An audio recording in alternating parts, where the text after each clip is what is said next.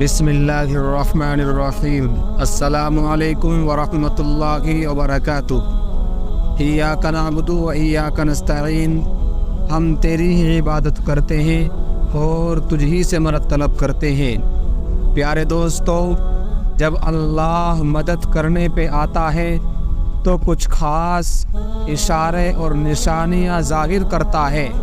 جب تم مدد مانگتے ہو تب تم تک ان ذریعوں سے مدد پہنچائی جاتی ہے جن کا تم تصور بھی نہیں کر سکتے، جیسے نوح علیہ السلام تک پہنچائی گئی، کیونکہ تم اللہ کی مصلحتیں نہیں جان سکتے اور دعائیں تو ناممکن کے لیے ہی ہوتی ہے، اور جو نوح علیہ السلام کا خدا ہے وہ تمہارا بھی خدا ہے۔ تم نہیں جانتے کہ اللہ نے تمہارے لیے کیا کچھ سوچ رکھا ہے، تم نہیں جانتے کہ اللہ نے تم تک تمہاری چاہت پہنچانے کے کتنے انتظامات کر رکھے ہیں، تم نہیں جانتے کہ اس دیری کے بعد تمہاری ہر اس دعا کی قبولیت ہے جو تم مانگا کرتے تھے، تم نہیں جانتے جس کی ایک تجلی سے کوہ طور تو راکھ ہو جائے، اس کا ایک حکم کیا سے کیا کر سکتا ہے، تم نہیں جانتے تمہارے خوابوں کو پورا کرنے کے لیے اس نے کیسی کیسی تدبیریں بنا رکھی ہے، تم نہیں جانتے کہ تمہیں توڑنے میں اس نے جوڑنے والے سبھی راز چھپا رکھے ہیں، تم نہیں جانتے کہ جس نے اختتام میں تمہاری رضا کو ہی تمہارا مقدر لکھ رکھا ہے۔ جب تم محسوس کرنے لگو کہ آخری حد تک آزمائے جا رہے ہو تو سمجھ جاؤ کہ تمہارے معاملے کا فیصلہ اور اللہ کی جانب سے مدد کا وقت یقیناً بہت قریب ہے۔ بس تم اللہ کی جانب سے آنے والے حکم کے انتظار میں صبر کیے رہو۔ اللہ کسی بھی حال میں تمہیں در بدر ہونے نہیں دے گا۔ پھر تم اللہ کے فیصلوں سے کبھی مایوس مت ہونا اور بھروسہ رکھنا کہ اللہ کی رحمت تمہارے دل میں پیدا ہونے والے ہر خوف سے بڑی ہے۔ اس کا ایک کن تمہارے ناممکن معاملات کو ممکن بننے کے لیے کافی ہے۔ وہ ان کہانیوں کو بھی مکمل کر سکتا ہے جو تمہارے بس میں نہیں۔ تمہیں بس یقین رکھنا ہے کہ جو تمہارا ہے اس تک تمہیں پہنچنا نہیں پڑے گا، بلکہ وہ خود راستہ ڈھونڈ کر تم تک پہنچا دیا جائے گا۔ یہ خود تو بس تمہیں اللہ سے آشنا کرانے کے لیے آتے ہیں، اور اداسی تمہارا امتحان ہوتی ہے کہ کب تک انتظار کرتے رہو۔ پھر تمہیں وہ سب واپس دے دیا جاتا ہے جس کے بارے میں تم اللہ سے بات کیا کرتے تھے، جس کے لیے تم راتوں کو اٹھ کر التجا کیا کرتے تھے، تو پھر کیوں پریشان ہو؟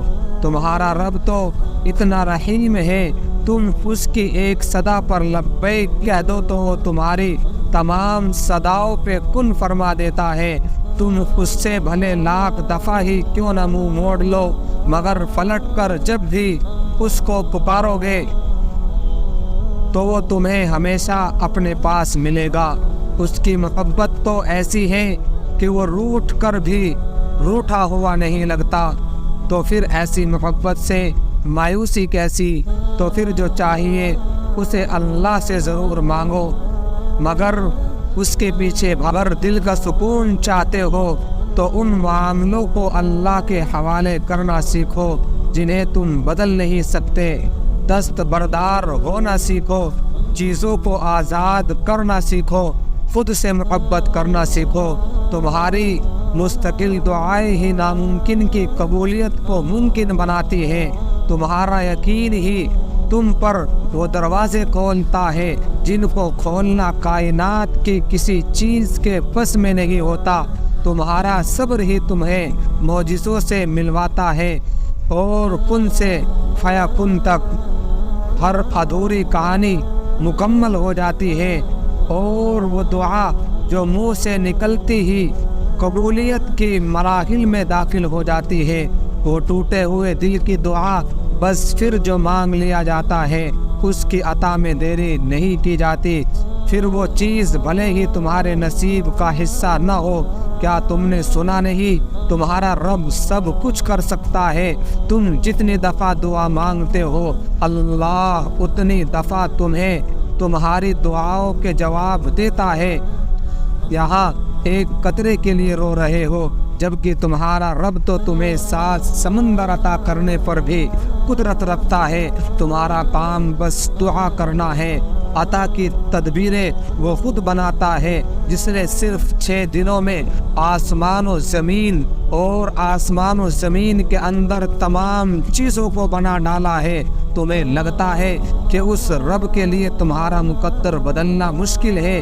اس کے لیے کچھ بھی ناممکن نہیں، اس کے لیے کچھ بھی مشکل نہیں۔ اس غم کے بعد اس نے تمہارے لیے خوشی کو چن رکھا ہے۔ اس مشکل وقت کے بعد تمہارے لیے آسانیاں ہی آسانیاں ہیں۔ قرآن حکیم میں اللہ رب العزت نے ارشاد فرما دیا کہ مشکل کے ساتھ ہی آسانی ہے۔